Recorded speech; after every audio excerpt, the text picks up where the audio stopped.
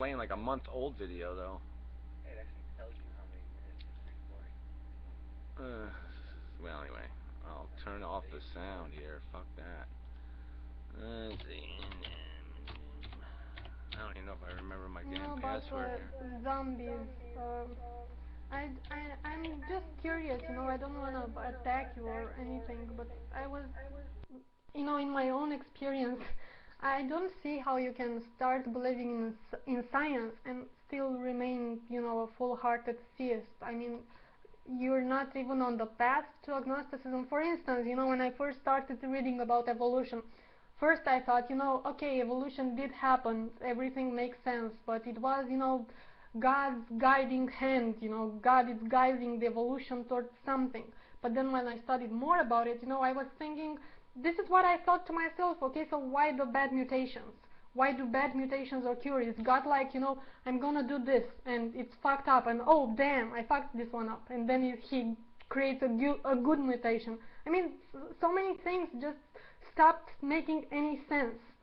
I don't understand how you can reconcile all this, if you're studying science and you're still a theist. For me, it's strange.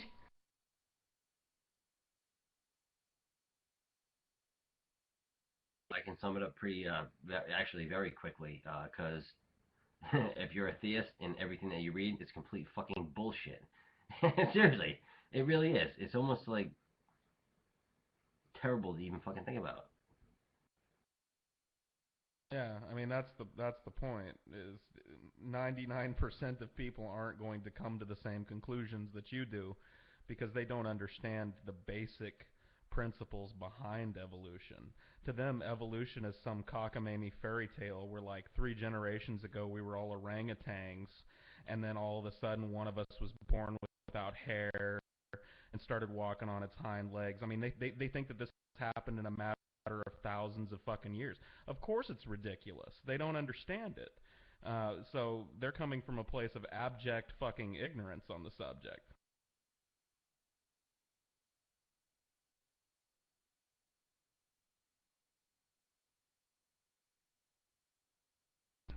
Yeah, still working on the blog TV thing. Yeah, I can't get in. So, anyway, I'll keep trying to load it, but I don't know why it's not loading. But whatever. Yeah, what you said is, exactly the truth. And the bad thing is though, is you can get those same people and you can show them the evidence. You can show them the fucking by scientific method evidence, tested over and over and over again, observed over and over and over again, and they just don't want to get it.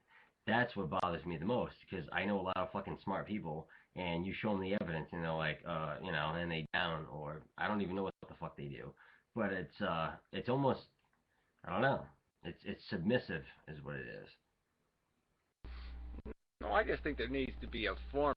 I mean, it has to get out there. I mean, once it starts, Dawkins is now getting an audience. So, I mean, once people that are, right of Dawkins or whatever you want to say, left of Dawkins, whatever, even more harsh in their portrayal of reality, um, then the argument's going to start getting made. I think slowly but surely. I mean, this is religion only survives based on its popularity. I mean, once it's not popular, people will not belong to it. It'll no longer be a cool club, and so it will die. I mean, it has in Europe because of that. And so I think that's all you have to do is kill the club, and it's over. And then we just need to have a real argument, a real discussion about what the fuck life is, and start analyzing the psychology of human beings. I mean, where are we doing that? I mean, we're doing it in the silliest way. We're sitting there watching them on some reality show act like assholes, and we're not doing anything about examining what exactly are fucking human beings. I mean, if you give them $50, will they really eat a piece of dog shit? I'd ask, what I was saying before about the narratives, personal narratives and social narratives. If they don't involve God, can you accept that we have to have personal narratives and social narratives that blend together, and that's an integral part of human psychology? And my next question would be, how important is it really if those narratives get us to the same ends if we use different words in describing our own personal experiences? Yeah, well, the whole idea of a narrative, you're just saying let's make up a silly, unreal metaphor. Let's do some sort of Hansel and Gretel thing and pretend it's all gingerbread and live our lives based on some lie. It's not a fairy tale. It's not happily ever after. So yeah, there has to be a narrative, but the narrative has to be built around some kind of idea that we understand what suffering is, that we understand you don't waste this precious commodity, that you try to maximize the conscious experience, that we try to live as rich and as creative a life as possible, and if we're going to augment that with technology, fine.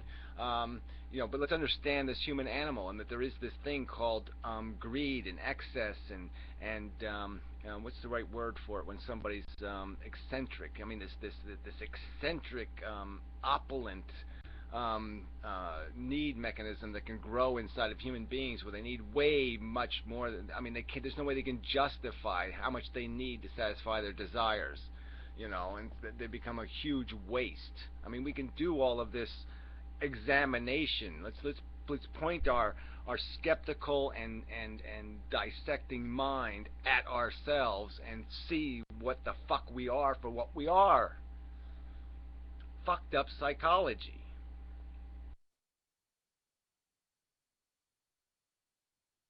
But why does it matter to you if I like the metaphor, but we still agree on the suffering part and all the shit that we also... I mean, you and I agree on so much shit. I just happen to like the metaphor because I think it's pretty, and I acknowledge right, that's exactly. what it is. But the fundamental thing would be is in your statement before where you said my kids.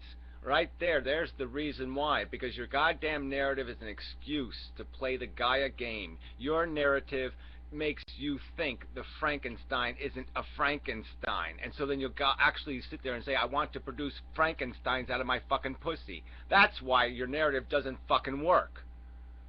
Yeah, I agree with Gary. This is why I want to produce Frankensteins out of my pussy, because I know after I die there are gonna still be a need for people with high IQs who are leaders.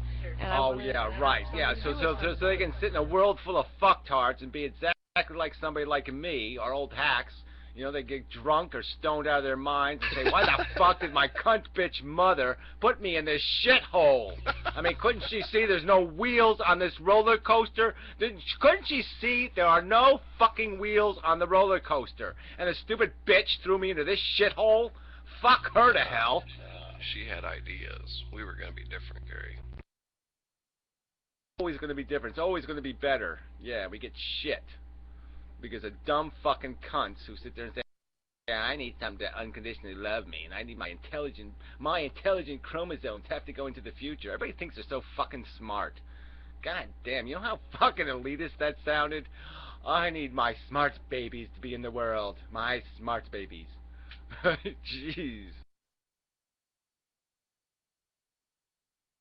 Yeah, I'm gonna contradict myself now because what Citizen Worm said just made me realize that I have to contradict myself, because I mean this has to logically come with atheism. If you admit that you are a product of nature, you also have to admit that nature has its ways to trick you, that your desires are just made so you have more desire to survive, more need to survive. I don't know how to explain it. And the thing is, that you know that people are made by circumstances and by environments. They are not made by genes, just in very, very small part. And the fact that you see your kid and you see that it looks a bit like you and he has your eyes and maybe he drinks water the same way you did when you... These are nature's trick, it's just... You're tricked, basically. If you want a big family, there's no reason why you shouldn't adopt. You can make a human being that is already made, it's the same result. The way you will raise it, it will become, a human being that you will raise.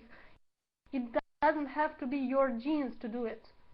No, but yeah, it has to be, because it's the genes that made her smart. She's smart because of her genes. No, it's like you become an atheist and you accept the fact that you're part of nature, and then once you get to that stage, it's like you take on a certain responsibility for nature, and you realize that the world is overpopulated, so you don't want to contribute to the